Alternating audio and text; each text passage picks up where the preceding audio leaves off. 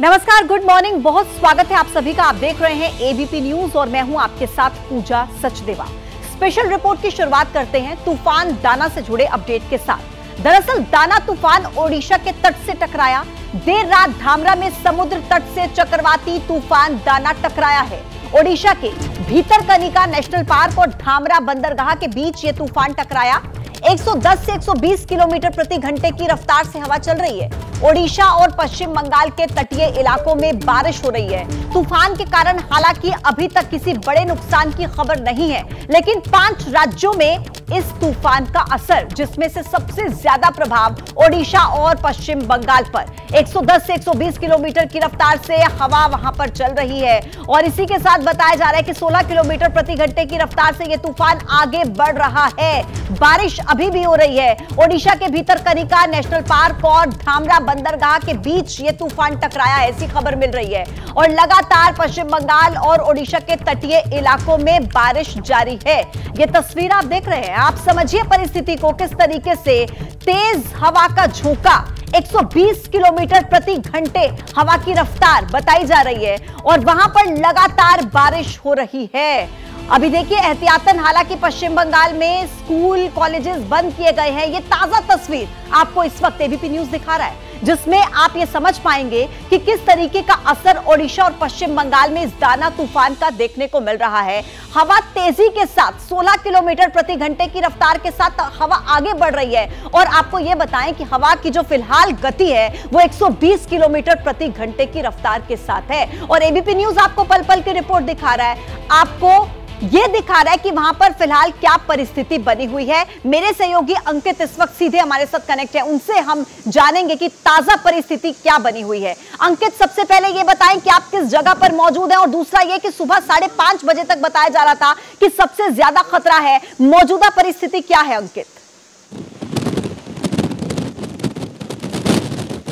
देखिए, अभी भी जो तूफान है वो टकराने की प्रक्रिया लगातार जारी है। चक्रवाती तूफान 120 किलोमीटर प्रति घंटे से ज्यादा की गति से हवा चल रही है। इसी वजह से देखिए कैमरे पर जो है लगातार बारिश की बूंदें आ रही हैं। हम कोशिश करेंगे कि बीच बीच में हम जो है कैमरा का लेंस भी साफ करें, क्योंकि आसान नहीं है इस वक्त ये तस्वीरों को कैप्चर करना।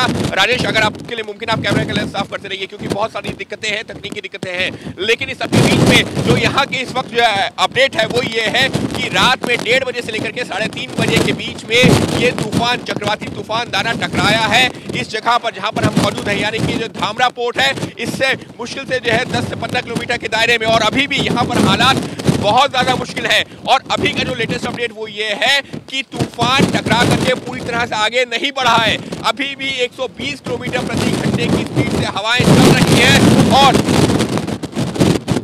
यहाँ पर बोलना भी बहुत ज़्यादा मुश्किल हो रहा है। हालांकि इस वक्त जो है थोड़ी सी जो है, क्योंकि हवा मेरे पीछे से आ रही है तो मैं आपसे खड़े होकर के बात कर पा रहा हूँ, लेकिन एक जगह खड़े हो पाना मुश्किल है। लेकिन राजेश, अगर हम तस्वीरें दिखा सकें, हालांकि हम जो थोड़ी ऊंचाई से तस्वीरें इस वजह से दिखाने की कोशिश कर रहे हैं जिससे कि पूरे इलाके में इस वक्त क्या हाल है। समुद्र के आसपास किसी को जाने की इजाज़त नहीं है, क्योंकि जितनी तेज़ गति से हवा बह रही है वो आसान नहीं है वहाँ पर और बहुत ज़्यादा रिस्की है। लेकिन अलर्ट क्या है, अपडेट क्या है? अपडेट ये है कि पिछले 5 घंटे से, पिछले करीबन जो 4 घंटे से जो तूफान के टकराने की प्रक्रिया है वो चल रही है और अभी भी चक्रवाती तूफान का जो पिछला हिस्सा है वो तट से टकरा रहा है। तो एक जगह पर राजेश, फिर शायद आपको लेंस साफ करना पड़ेगा, मुश्किल है संभाल करके। तो देखिए अभी भी तट से टकराने की प्रक्रिया है वो जारी है और इसको हमको ऐसे भी समझना होगा कि ऐसा नहीं है कि तूफान आया और निकल गया। तूफान टकराने की एक लंबी प्रक्रिया होती है, 4 से 5 घंटे 120 किलोमीटर की रफ्तार से इस वक्त हवाएं चल रही हैं। एक जगह पर खड़े हो पाना बहुत ही मुश्किल है, बहुत ही मुश्किल है और इसी वजह से प्रशासन ने इस तरीके के इंतजाम किए हुए थे कि लोगों को हटा दिया था जहां पर वो लोग, जो भी लोग तटीय इलाकों में थे। लेकिन अभी भी यहाँ पर हालात बेहद ही मुश्किल और बहुत मुश्किल है अंकित, बिल्कुल। ये जो एम्बियंस हम सुन रहे हैं ना, उसके जरिए हम समझ पा रहे हैं कि कितनी मुश्किल परिस्थिति में आप इस वक्त ग्राउंड जीरो पर खड़े होकर रिपोर्टिंग कर रहे हैं, और आपके साथ जो कैमरा पर्सन है उनके लिए भी मुश्किल काम है। लेकिन ये पल पल की जो तस्वीर आप दिखा रहे हैं अंकित, मैं आपसे इतना कहूंगी, आप अपना ख्याल जरूर रखिए, कैमरा पर्सन अपना ध्यान जरूर रखें, क्योंकि जितनी तेजी के साथ ये हवा बह रही है, वाकई ही परिस्थिति बहुत मुश्किल है। और ये देख लीजिए, ये ताजा तस्वीर इस वक्त एबीपी न्यूज पर दर्शक देख पा रहे हैं, किस तरीके से यहां पर लगातार बारिश हो रही है, तेज रफ्तार से हवा बह रही है। और जैसा कि मेरे सहयोगी अंकित ग्राउंड से रिपोर्ट आप तक पहुंचा रहे थे कि तूफान अभी आगे नहीं बढ़ा है, जिस तट से ये तूफान टकराया है अभी भी टकरा रहा है, तूफान आगे नहीं बढ़ा है, यानी कि खतरा अभी नहीं टला है, अभी भी खतरा मंडरा रहा है, चुनौतियां बड़ी हैं। हालांकि प्रशासन की तरफ से दावा यह किया जा रहा है कि जितने भी इंतजाम है वो माकूल कर लिए गए हैं, लेकिन क्या ये इंतजाम काफी साबित होंगे, ये एक बड़ा सवाल है। हालांकि गनीमत है कि अभी तक किसी भी तरीके के बड़े जान माल के नुकसान की कोई खबर सामने नहीं आई है। ओडिशा के भद्रक की यह तस्वीर आप इस वक्त देख रहे हैं अपने टीवी स्क्रीन पर। अंकित, क्या कह सकते हैं कि कब तक इस तूफान का असर रहेगा अभी? और अभी कम से कम जो है 3 से 4 घंटे इसी तरीके के हालात रहेंगे। हालांकि जो है फिर मैं दोहरा रहा हूं कि तूफान जो है रात में 1:30 से 3:30 बजे के बीच में पहला जो तूफान का जो आगे का हिस्सा था वो तट से टकराया है, लेकिन उसके बाद में अभी जो पिछला हिस्सा, जो अभी की लेटेस्ट जानकारी है वो ये है कि जो पिछला हिस्सा है वो अभी भी तट से टकरा रहा है, और तट से टकराने के बाद में अभी भी पिछला हिस्सा तट से टकरा रहा है, और जो वो पूरा तूफान तभी हम मानेंगे कि लैंडफॉल कंप्लीट हुआ है जब पूरा जो तूफान आगे बढ़ जाएगा। तो इस वक्त अभी भी जहां पर हम मौजूद हैं, ये ढामरा पोर्ट है, यहां से मुश्किल से 10 किलोमीटर दूर वो जगह है जहां पर ये लैंडफॉल हुआ है, और इसी वजह से ये जो अफेक्टेड एरिया है, ये जो एरिया है जहां पर अभी हम मौजूद हैं, सबसे ज्यादा प्रभावित यही इलाका हुआ है। और आप खुद देख पा रहे हैं लेंस साफ करना पड़ रहा है, क्योंकि जैसे ही लेंस के ऊपर जो आप कपड़ा हटाते हैं, तेज जो बौछार है वो आ जाती है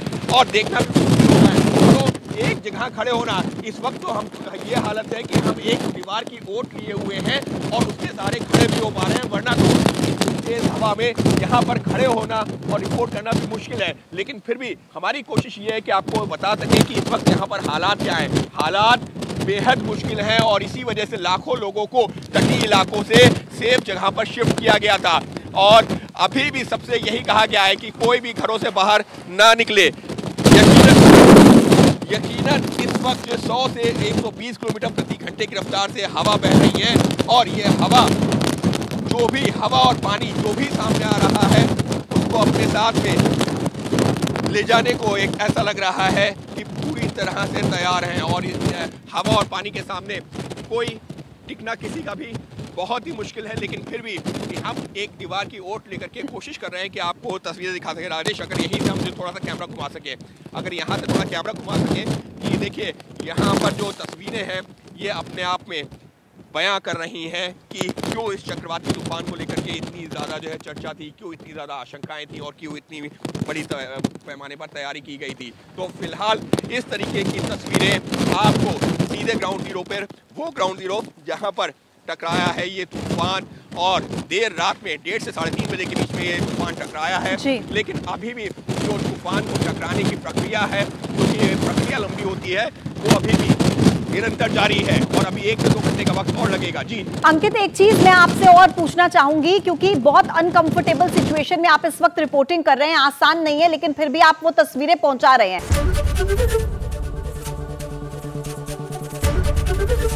एबीपी गंगा, खबर आपकी, जुबान आपकी।